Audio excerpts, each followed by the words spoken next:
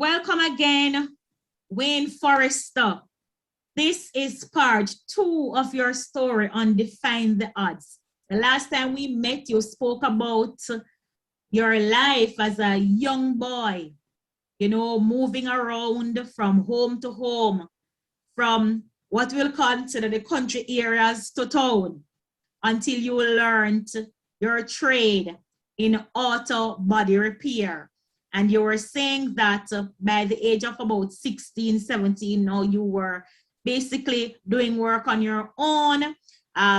You would have by that time branched out on your own, and then a few years after that, you had to come back into Montego Bay. So we're going to pick up your story today, and you're going to tell us what transpired from that time now that you came back to Montego Bay, how your life developed after that. What happened in your life after you came back to Montego Bay? So Uncle Wayne, let's continue your story on Define the Odds.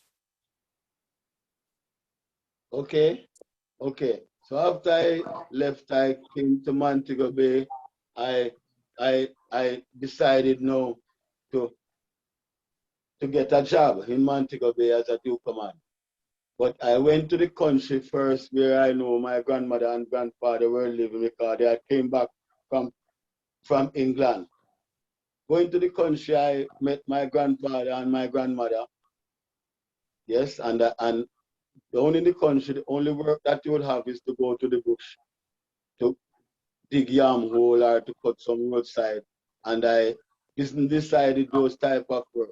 So I could remember going down to Lucy. My grandfather told me to go to Lucy and check out somewhere down there. And I went down to Lucy to see if I could obtain a job. But when I went down there, I went to a garage nearby, and there was the Duke man in charge.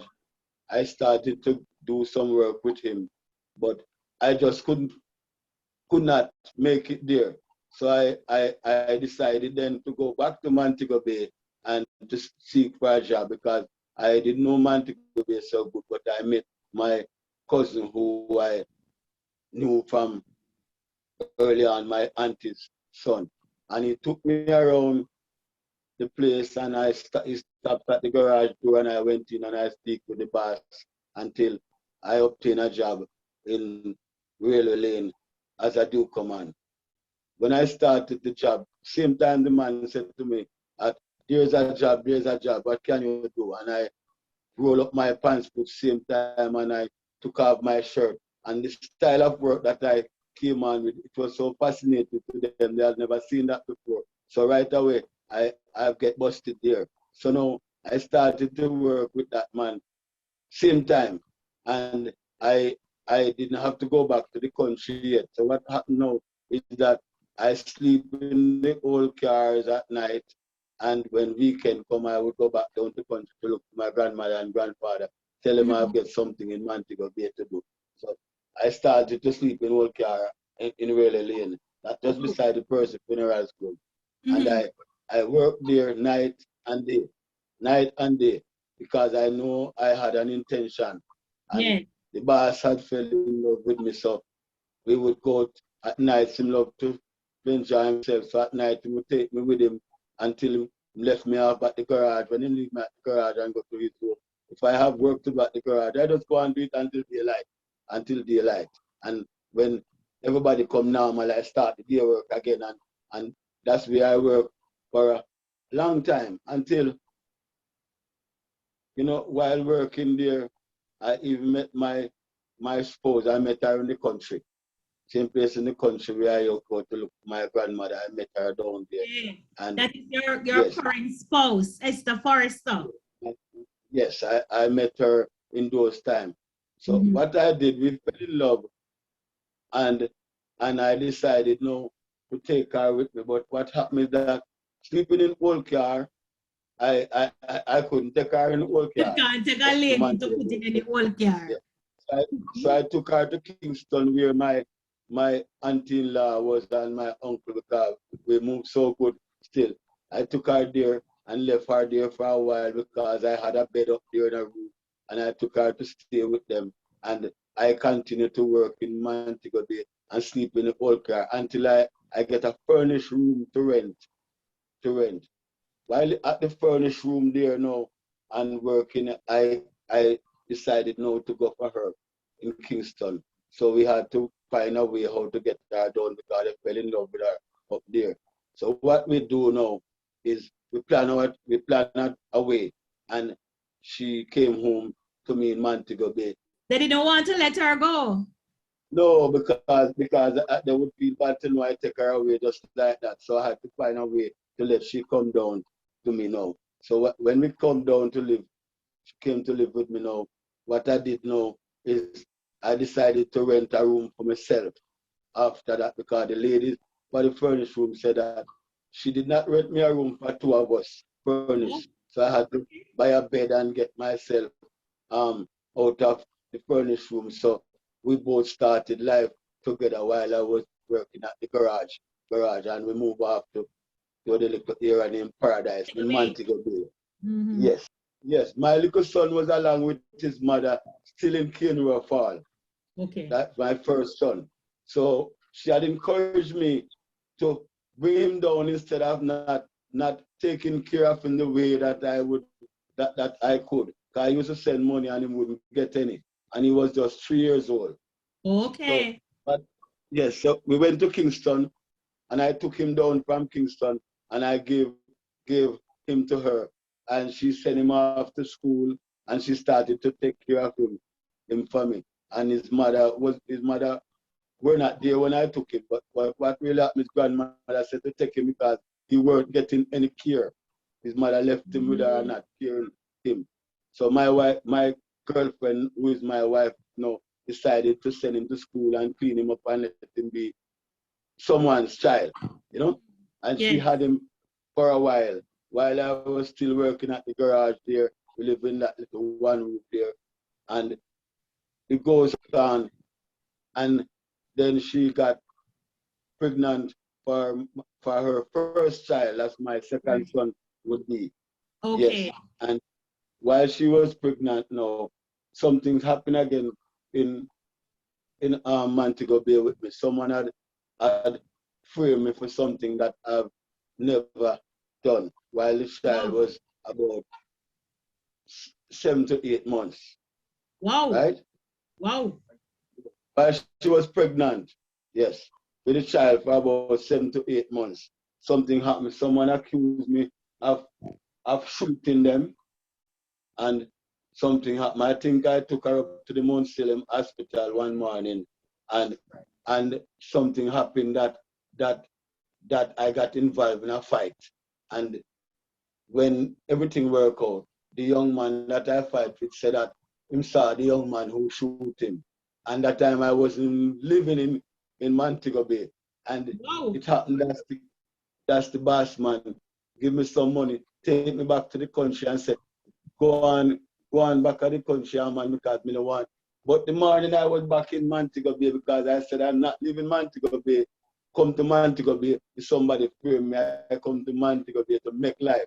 So I decided that anything is anything. So while working at the garage till the young man came and they find me out and said, it is me. And something happened and they locked me up that day and I was at the jail for a good while. They apply a lawyer for me and until I was charged for shooting with intent, legal possession of firearm and wounded.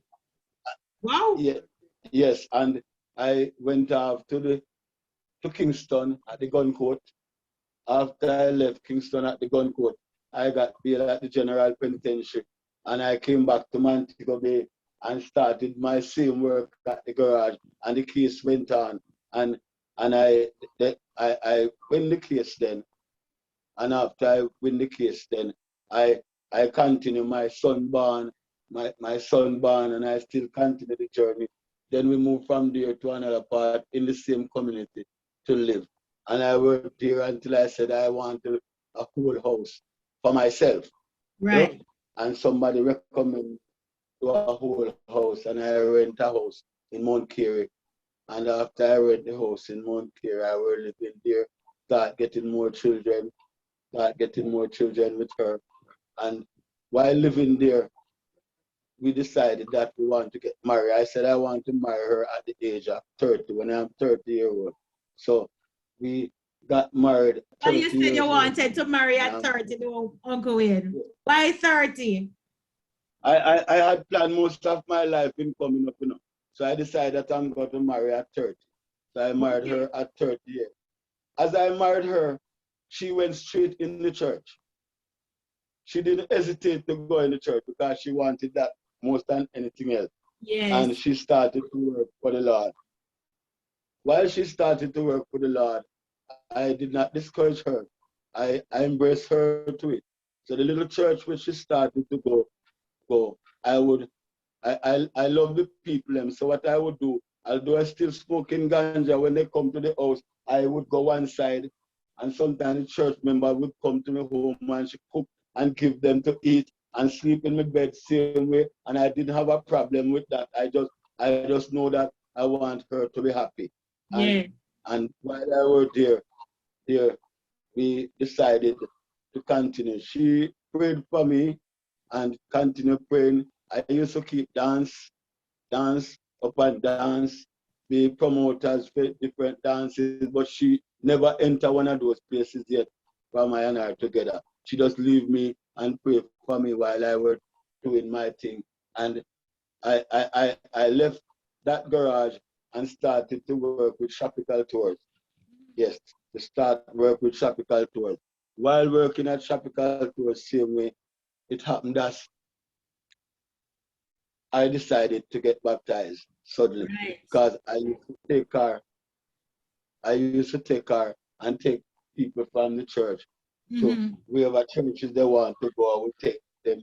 I would volunteer and take them until I just decided to change my life. But I could remember before I get in the church, the Lord wanted was to use me. So I could remember I met an accident, dangerous accident. Yes, when my last son was just 3 months old, I met an accident and I almost died. And after I met that accident, I still would not go in the church, still on the street. And I went to the country another time and I met another dangerous accident run over the round hill over by the sea. And when after that people say, my God, everybody that go over there is so dead. How you survive? God must be with you. And after that, I look into it now and I said, God want me for a purpose. Because so many different things happened to me. And yet he kept me, so I decided to give my life to the Lord. Amen. Yes, and I give my life to the Lord from those times. And it wasn't an easy road in I just beginning, but I continued the journey with her, and I attend that same little church, and I grow from there with the Lord, and I grow till I becomes the deacon in the church, and after that I becomes a minister, and I continue to grow in the church and to serve the Lord. And I school my children them very well, I send them to the university. I give them a good education, because education is the key to success. So I grow my children in the right way, that I would never have to go to the police station to pacify anything for them, because I did not want them to grow like how I grow. So while growing up there, I decided to continue a good life. I left from there and I built my own house in the community and goes to church. People respect us in the community, and we continue the journey until my pastors uplift me again, become the bishop, and he had to uplift me again in the church, higher status, till we decided now to build our own church in affiliation with the church that we are going. And we went to Mount Pleasant and we started a work for ourselves down there. The bishop had applauded us for that, and he helped us towards it. And after Mount Pleasant is in Hanover. Yes, we came out successful in building a church down there and worshiping with the people down there. And God has been so good to us that we are still on the journey down there. And I will continue to work for the Lord until He comes. So you were recently your wife was installed as the pastor, and you the assistant pastor. And I become the assistant pastor of that church.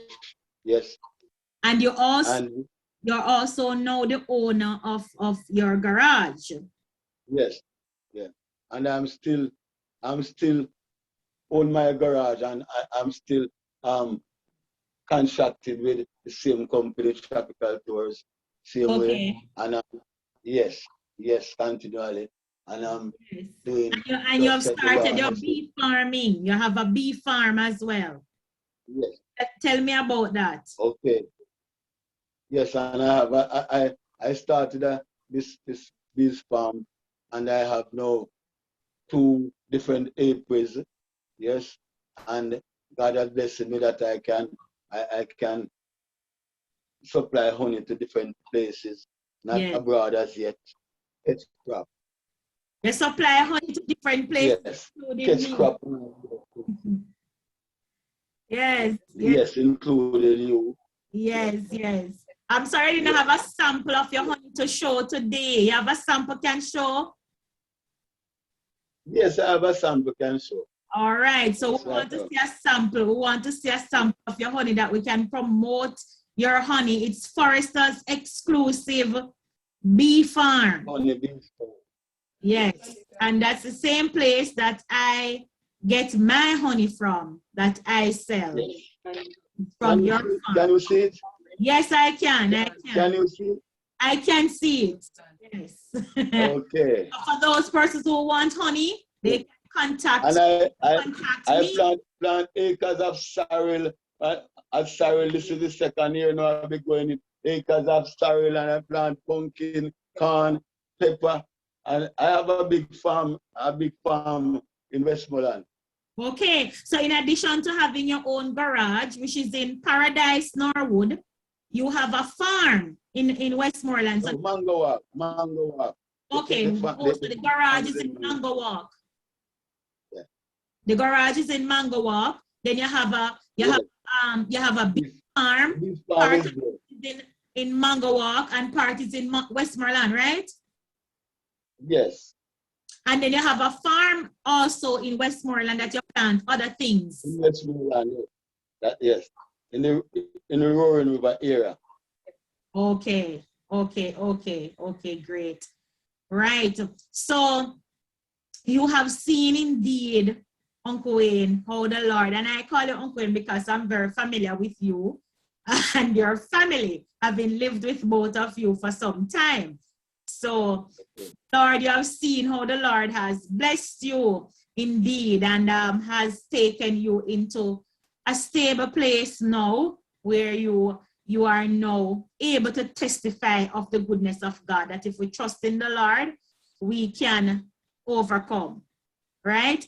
We want to thank you, Wayne Forrester, for sharing your story with us today on Defying the Odds. I am sure somebody will be encouraged, and it's good to have you here today who is a tradesman, because we defy the odds not only academically, that we defy the odds. We don't have to have first degrees and second degrees and doctorals to defy the odds. We can use our hands, the skills that the Lord has blessed us with, and we can be successful.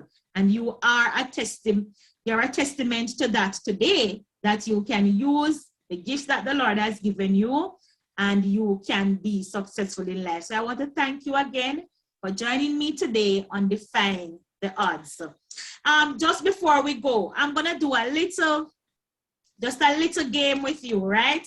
Now you have to listen to the rules of the game. The rule of the game is I am going to say a word, and when I say the word, you're going to tell me one thing that comes to your mind when I say that word, right? So this is like a one-word game. I say a word, and you're going to tell me one thing that comes to your mind when I say that word, right?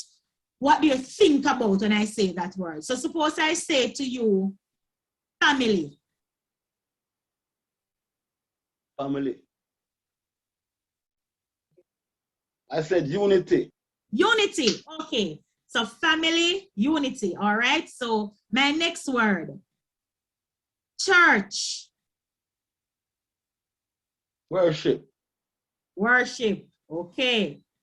God. Everlasting. Work. Hard. Success.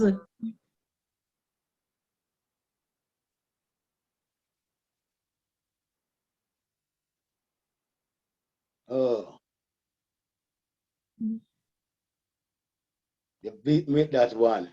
You can give me a phrase if you can't think about a word. You want to give me a sentence or a phrase. Endurance. Endurance. Oh, great, great, great, great. I love it. I love it. In order to succeed, you must endure. And we have seen that in your life. Thank you again, Uncle Wayne Forrester, for sharing with me today on Define the Odds. Until then, I'm sure you will be blessed. I just want to remind my viewers, though, to like, share, subscribe, hit the notification bell for when we upload more stories, like the story of Wayne Forrester. All right? Until next time on The Odds. Thank you. All right, Uncle Wayne. Thank you. Bye. Thank you very much.